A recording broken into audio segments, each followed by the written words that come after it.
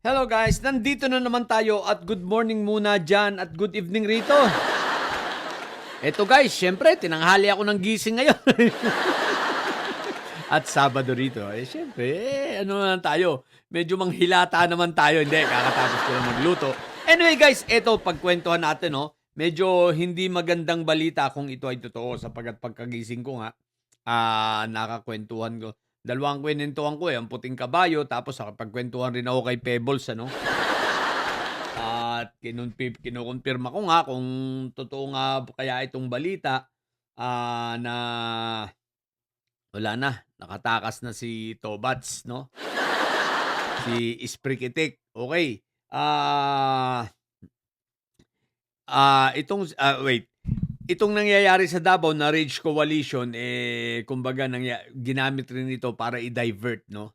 I-divert ang atensyon ng marami at i-divert ang atensyon ng ilang mga kapulisan natin, NBI, para magulo sa pagmo-monitor sa Davao City at sa Davao mismo, no? Ginamit upang sa ganon magtuloy-tuloy na makatakas itong si Isprikitik. At si Isprikitik, pumunta nga, no? Through boat din, pumunta sa Batangas, sa isang resort dito sa Batangas. Anong pangalan ng resort? Basta isang resort sa Batangas, ano?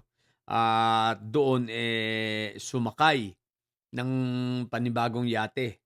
So, may 4 na yating nakaparada ron at, sabi ni Pebbles, no, ayon kay Charlie, no? Kasi yung information dito sa diversion sa Rage, nanggaling kay Puting Kabayo. Ito naman sa Batangas, na-inform ako ni Pebbles nga, no? Sa kwentuhan namin. So, eto guys, so yun, in short, sumakay si si Bato sa isa sa mga yate, kaya 4 na yate pang divert, no, panlito. At tapos panlito at tapos yon sumakay sa isang shipping,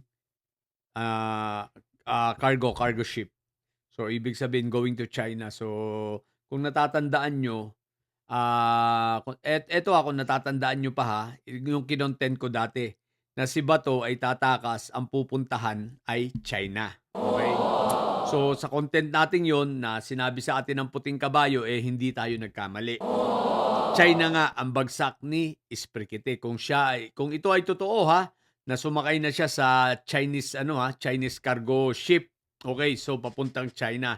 So totoo yung talagang tama yung sinabi ng ating Puting Kabayo noon na tatakas si Bato at nakaplano na China talaga, kaya binenta niya yung kanilang mga ari-arian. At ayan na nga.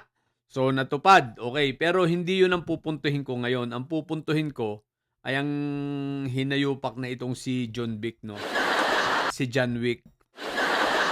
Isipin ninyo guys, kung ito ay totoo na talagang nakatakas na si Isprikitik, di ba? Isipin nyo yan. Akala ko ba John Wick, 230,000 plus na pulis ang iyong dineploy para hanapin itong si Isprikitik. Anyari. Pero sa totoo lang, hindi naman ako magtataka kasi dating PNP yan, may mga kabaro pa rin yan. Siyempre, may poprotekta pa dyan. Pero anyari sa inyo? So, nakakasayang yung effort ng NBI. Ang NBI, talagang puspusan ng paghahanap dito kay Isprikitik, puspusan ng pag-monitor. Kaya lang, yun nga, pare-pareho na kayong nalusutan. Sa NBI, wala tayong hindi natin dapat sisihin. Talagang ginawa nila ang kanilang mga magagawa, ano? At ang very limited lang naman ang manpower ng NBI, hindi ganun kadami, hindi kagaya ng PNP. Pero anyari, di ba? Yung kayabangan ni John Wick, nauuna ang press con, ano na? Alam nyo, John Wick, ang mali mo lang kasi, inuuna mo mga ang mga layaw mo. For example, after mong makipagtsikahan sa kila Binibini Baklang 10K, after ng drama, ng attack me drama na nangyari sa Senado, tsikahan kayo ron, picture-picture, kwentuhan, anong ginawa mo? Sumakay ka ng iyong chopper, dire-diretso ka sa Subic, pagbaba mo ng Subic, sumakay ka ng iyong yate, 'di ba? At anong ginawa mo? Dire-diretso ka ng Amanpulo. Baka bakasyon, 'di ba? Tibay. Habang may malaking dapat na harapin ang PNP at tutukan. Lalo na ikaw na DILG, 'di ba? May importanteng dapat tutukan, ang ginawa mo nagbakasyon pa rin. Amampulo, kaya kinabukasan wala ka sa preskon. Nun lang kita hindi nakita sa preskon, ah. What the heck? Alam nyo guys, sa bagay na ito, kung totoo ito, nakatakas si Sprikitik, kung China, member ng Interpol ang China. Ang tanong, susunod ba ang China? Pasawayan. Kung sa ibang lugar, mas maganda sana, no? Dahil, kung tutuusin, mas madali siyang mahuli kung Interpol na ang uhuli. Dahil pag dito sa Pilipinas, talagang ang daming pumoprotekta no? Mga senador, ilang mga kabaro niya mga pulis, yung mga may sayad siblings, di ba? So maganda kung at least sa ibang bansa madali siyang kunin ng Interpol at hindi siya mapoprotektahan doon ng sino man except sa China. Pero baka naman ang China i-pressure yung China pag nalaman ng mga Chinese na kinukup-kup dito si Sprikitik yung matitinong mga mamamayan doon i-pressure at isoli yan dahil member nga yan ang China ng Interpol, di ba ga? Ngayon, eto guys, no? Ang kinakailangan natin rito ay papanagutin. Papanagutin sino? Unang-una, papanagutin si Binibini Baklan 10K. Papanagutin ang mga senador na nagbigay dito ng protective custody itong may sayad black, no? Kailangan managot ang mga ito. Managot si Robin Padilla, si Kambing, di ba?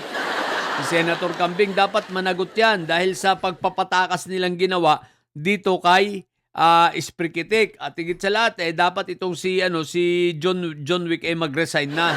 Dahil talagang wala kang pakapakinabang John Wick. Isipin mo, sasabi mo, full force ng pulis. Minomonitor nyo yan. Iisa lang yung taong inuhuli nyo, ha? Parang sila Bantag lang, di ba?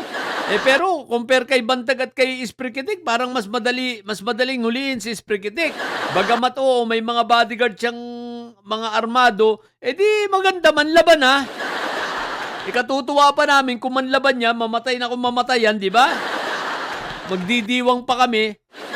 Pero wala Dahil weak ka nga, John Wick, mag-resign ka na lang. Kahiyahiya ka na, pati kahiyahiya ka na sa administrasyong ito, nadadamay sa'yo. Kaya nga si Boying lang ang babawi para sa'yo no? Pero ibang usapin yun Si Boying may sariling kinaharap na problema yun. At si Boying Remulla kailangan nung magpabango pero ikaw wala ka nang ibabango, John Wick Talagang weak ka. So kinakailangan mo nang mag-resign. Kaya kung totoo ito talaga at talagang nakatakas na, naku po Rudy. Kung hindi, halimbawa, hindi ba nakatakas, kailangan pa rin papanagutin itong mga senador na ito. Diba? Pero kung nakatakas, lalo na dapat managot itong mga senador na ito. Particularly si Binibining 10K at ang pangalan nitong hinayupak na ito, si Senator Kambing. Diba? Si Kambing Nana. What the heck?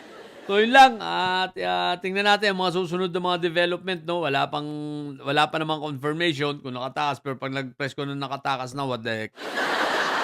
So hintay lang tayo ng mga balita pa ha. So sa mga bobong didilis at may sayad dyan na nyo, ang tatay nyo ay preso, ang BP nyo ay bobo. Manatili kayo mga bobo at may sayad sapagkat ang may sayad ay laging high blood. Bye!